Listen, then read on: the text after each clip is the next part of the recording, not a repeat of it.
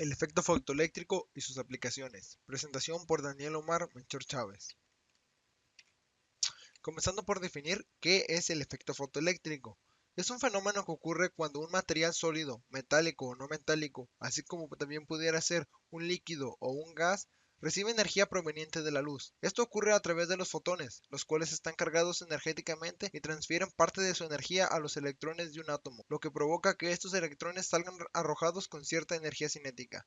Y se puede apreciar en el siguiente gráfico en el cual vemos la interacción de la radiación infrarroja y de la radiación ultravioleta con una placa de silicio, en la cual podemos ver la descripción de que el silicio necesita más de 1.12 electrovolts para extraer un electrón, y a pesar de que la radiación infrarroja cumple con este mínimo de electrovolts, no posee la suficiente frecuencia en hertz para desprender electrones del silicio. Esto será explicado en profundidad en la presentación. Cabe resaltar que para esta presentación describiré el efecto fotoeléctrico sin hacer uso de explicaciones de cuántica moderna debido a lo complicada que es. Aquí se puede apreciar el funcionamiento del efecto fotoeléctrico, en el cual llega la luz como radiación, golpea una placa metálica, desprende sus electrones y pasan hacia otra placa metálica generando corriente eléctrica. Ahora, ¿qué científicos sentaron las bases para explicar el efecto fotoeléctrico? El primero de ellos fue Heinrich Hertz. Es el científico al que se le atribuye el descubrimiento del efecto fotoeléctrico. Él experimentaba para probar la teoría de Maxwell, que describía la luz como ondas electromagnéticas ondulatorias, que desde luego era un modelo de representación de la luz muy aceptado en aquellos tiempos debido a que concordaba con la mecánica clásica. Hertz, por medio de experimentación, probó que era posible la transferencia de energía por medio del espacio haciendo uso de una bobina de inducción que irradió energía a un alambre enrollado que se encontraba cerca de la bobina. Después tenemos a Planck, quien propuso una hipótesis que describía la luz como una partícula discreta, a la que llamó cuanto de luz, presentando una transferencia de energía propia de una partícula debido a que el cuanto solo podía transferir una determinada cantidad de energía que se encontrara dentro de los niveles de absorción de energía de un electrón. Si el electrón ya no necesitaba más energía para abandonar su átomo, este simplemente no la absorbía, dejando al cuanto de luz con menos energía, pero sin absorberlo completamente. Y Planck ya de paso estableció la frecuencia umbral, que es la mínima cantidad de energía que se requiere para que un electrón se desprenda de su átomo. Esto varía dependiendo de los átomos de los distintos elementos. Y estableció su fórmula en la que la energía necesaria para producir una corriente era igual a la constante de Planck por la frecuencia mínima para extraer electrones. Luego está Einstein, quien ya logra establecer una teoría.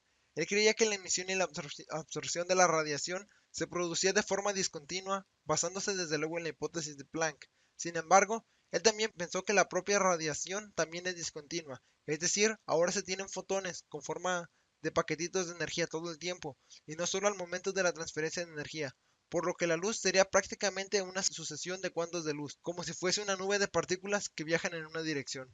En la siguiente tabla podemos ver algunos de los colores de la luz. Se representa como el más energético, que sería el ultravioleta, el cual tiene la mayor frecuencia en hercios, contra el infrarrojo, que sería el tipo de color que presenta una menor frecuencia en hercios. Y del lado derecho vemos una tabla en la que se muestra la frecuencia en hercios necesaria para que los electrones de un elemento se desprendan de sus átomos. Y aquí podemos apreciar que, por ejemplo, para el sodio sería suficiente con energía violeta para desprender varios de sus electrones, debido a que la frecuencia en hercios de la luz violeta está por encima de la requerida para desprenderlos del sodio. Sin embargo, la misma energía, la misma luz violeta no sería suficiente para desprender electrones del aluminio, debido a que la frecuencia en hercios requerida para esta acción es mucho mayor, y aquí entraría la ultravioleta, la cual es prácticamente capaz de desprender electrones de todos los elementos metálicos de la tabla. Estas radiaciones tienen longitudes de ondas muy variadas. El ojo humano está adaptado para reaccionar solamente ante unas pocas longitudes de ondas. A estas radiaciones las llamamos luz visible. La luz que vemos, los colores, son las radiaciones de longitud de onda adecuadas a nuestros ojos y que son reflejadas por los cuerpos que los reciben.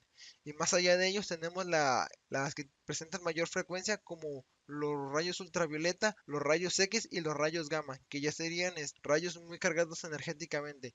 Y por el otro lado tenemos a los infrarrojos y todavía con menos energía las ondas de radio. Y aquí vemos la interacción de la luz roja que tiene baja frecuencia comparándolo con la luz ultravioleta. En este caso, la luz infrarroja no alcanza a desprender electrones de la placa metálica que se encuentra abajo, independientemente de su intensidad. Sin embargo, la luz ultravioleta, aún con poca intensidad, es capaz de desprender estos electrones, y a mayor intensidad desprende un mayor número de estos mismos. Las aplicaciones del efecto fotoeléctrico son muy variados en el campo de la electrónica. Los encontramos en cámaras, detectores de movimiento, el mismo alumbrado público, celdas solares que se utilizan tanto en hogares como en satélites y demás dispositivos, y esto es posible debido a la gran versatilidad que presenta el efecto fotoeléctrico. El alumbrado público presenta sensores de luz que hacen uso de un sencillo circuito eléctrico, que hace uso de fotorresistencias para encender los focos durante la noche, cuando precisamente hay ausencia de luz. Cabe resaltar que aún así las lámparas no se encienden en tardes nubladas debido a que los rayos ultravioleta alcanzan a traspasar las moléculas de H2O presentes en las nubes, por lo que la fotorresistencia sigue interactuando con la luz y sigue obteniendo resistencia al flujo de corriente en el circuito de la lámpara. Esto tiene mucha relación con la práctica realizada durante la clase. Aquí la práctica realizada con el LDR en la que vemos una de las aplicaciones del efecto fotoeléctrico. En este caso usando dos circuitos, uno detector de luz y otro detector de oscuridad, ambos creados con los mismos componentes electrónicos que serían un potenciómetro, la fotorresistencia, resistencias de distintas capacidades, transistor y un foco LED. La diferencia está en que en el detector de luz la corriente de carga positiva llega desde una de las patas de la fotorresistencia, siendo una de las patas del potenciómetro la que está conectada al polo negativo, y en el detector de oscuridad esta conexión es al revés.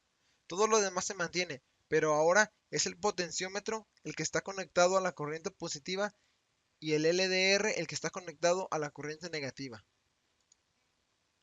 Aquí se puede ver los distintos componentes que se usaron para realizar los distintos sensores durante la práctica.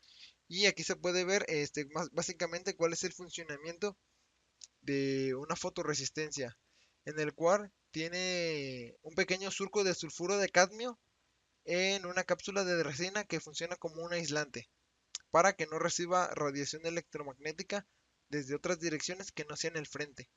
La fotorresistencia tiene un funcionamiento en el que al recibir luz por el surco de sulfuro de cadmio, este permite el paso de un mayor flujo de corriente eléctrica debido a que disminuye su resistencia, es decir, aumenta su conductividad al pasar distintos electrones por la banda prohibida hasta llegar a la banda de conducción donde deja más espacios libres para el flujo de corriente.